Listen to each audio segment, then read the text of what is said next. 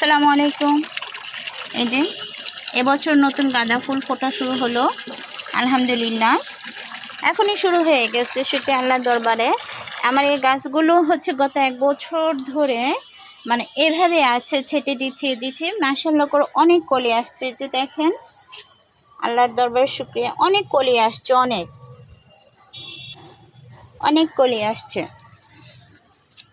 আর এই যে দেখেন, এখানে বড় একটা গাঁদা গাছ, এই যে এখানে সুন্দর, অনেক বড়।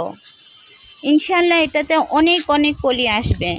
আর এই যে এসেও গিয়েছে আমার কলি, গাঁদা গাছের কলিগুলো, অনেক কলি আসছে। পুরো গাঁদা গাছ দেখেন, এই যে এখানে নিচে এটার অবস্থা, এই দেখেন, এই যে দেখেন, এই যে দেখেন সে কোথায় যাওয়া হয়েছে।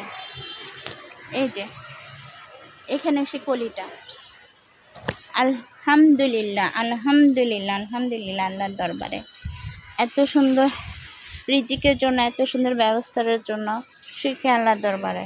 আমার অনেক অনেক গাঁদা গাছ আছে, অনেক। এখানে 2-3 রকমের গাঁদা ফুল হয়, শুকরিয়া আল্লাহর দরবারে।